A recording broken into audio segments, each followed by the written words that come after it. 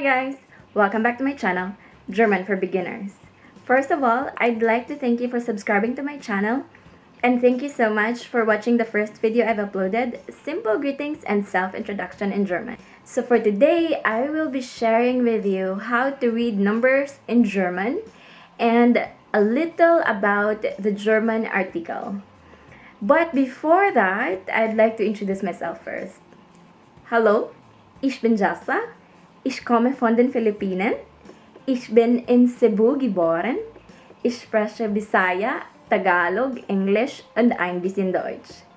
Ich bin verheiratet und meine Hobbys sind Backen, Kochen, Lesen und Radfahren. So, that's a very short introduction indeed, but I hope you were able to get to know me a little better with that. So the reason why I am doing this kind of videos and why I'm sharing it with you is because I believe there are a lot of people out there who would want to learn the language but just don't have the luxury of time to spend it in a 4-hour class from Monday to Friday. And I think this is the best way to share my experiences, to share what I've learned so far here in Germany. So I hope you'll enjoy the video for today that I've prepared especially for you. Also, if you have any comments, suggestions, violent reactions, or if you have anything to share, please feel free to write in the comment section. I can also understand Cebuano and Tagalog. Bis dann! 1 bis 10. 1, 2, 3, 4, 5, 6, 7, 8, 9, 10.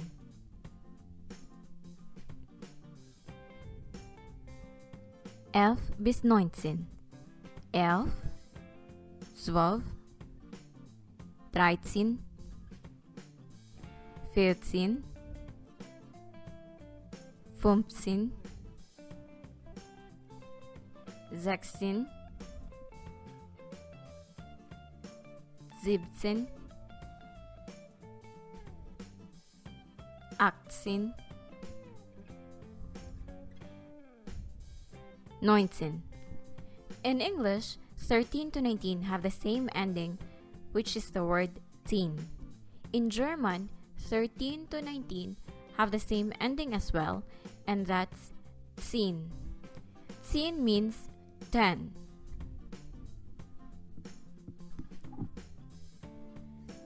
For the numbers in tens, we have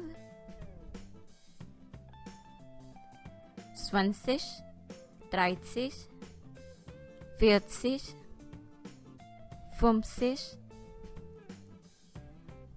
60, 70, 80, 90. So the endings sound really the same, but you just have to pay attention to the spelling of the number 30. If in English, we read numbers from left to right, in German, we do it the other way. It's from right to left, but this only applies to digits less than 100. So let's see some examples.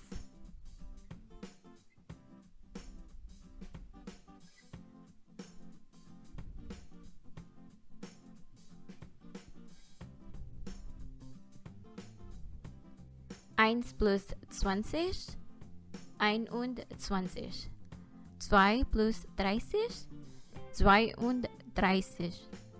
3 plus 40, 43. So if you could notice, there is always the word und in the middle. Und means and in English. So you have to read it from right to left for the digits less than 100. And for the digits above 100, you have to emphasize first if it's 100, 1,000, or million, or billion. So here it is.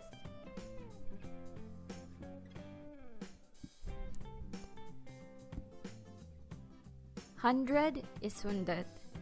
1,000, thousand. 1 million, eine Million. 1 billion, eine Milliarde. 1 trillion, eine Billion. So as mentioned earlier, if you have a number starting 100, thousands, or million, or billion, or trillion, you will have to emphasize first if it's either or among of those. So here for example,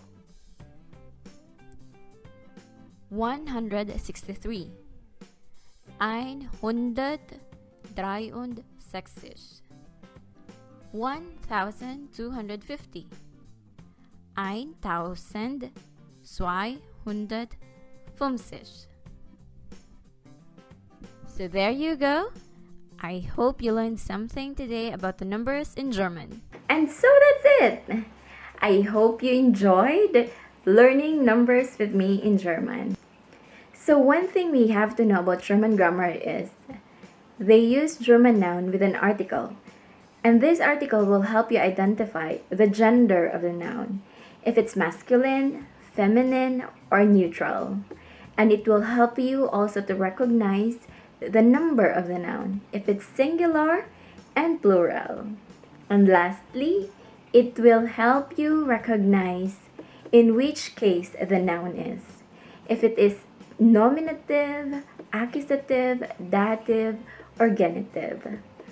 I won't be able to share with you the cases for now. I'll just probably show you some examples with the gender of the noun, if it's masculine, feminine, or neutral. So here are the examples. So German article has two types. We call them definite article and indefinite article. Definite article is bestimmte Artikel in German, and indefinite article is called unbestimmte Artikel in German. So for the bestimmte Artikel, masculine is der, feminine die, neutral das.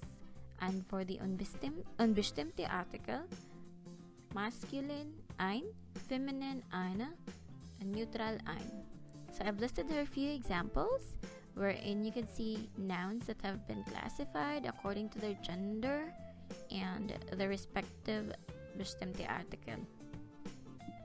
So a few examples are der Großvater, der Vater, der Bruder, der Onkel, der Neffe, der Enkel, der Mann, der Freund, der Junge, der Kollege. And for the feminine, die Großmutter, die Mutter, die Schwester, die Tante, die Nichte, die Enkelin, die Frau, die Freundin.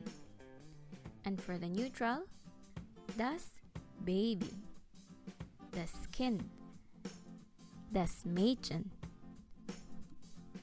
I have also listed few examples of the job titles here at the bottom part. So as you can see by the name itself, you would already know if the person is a male or a female. So for example, teacher. A male teacher, der Lehrer. A female teacher, die Lehrerin. And take note that even if without the bestimmte Artikel, when you say Arzt, it would always refer to a male doctor, and Ärztin is always a female doctor. And I think when it comes to job titles, it is quite easy to determine if the person is a male or a female, because the difference is quite obvious. So if you're gonna say Arzt, Lehrer, Hausmeister, Bibliothekar, Architect, Chef, Verkäufer, Haushälter, then it refers to a man.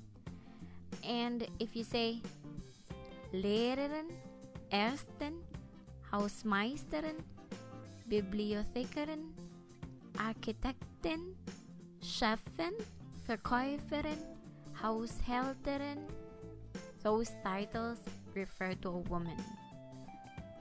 So if the title is for a woman, mostly it ends with IN. So that's the nice thing about Germans, because they are very specific. You would already know from the name itself what's the gender of the noun and what's the gender of the person if you're going to meet one. So yeah, that's it. I hope you enjoyed learning German. Thank you so much guys for watching. Bis zum nächsten Mal. Tschüss!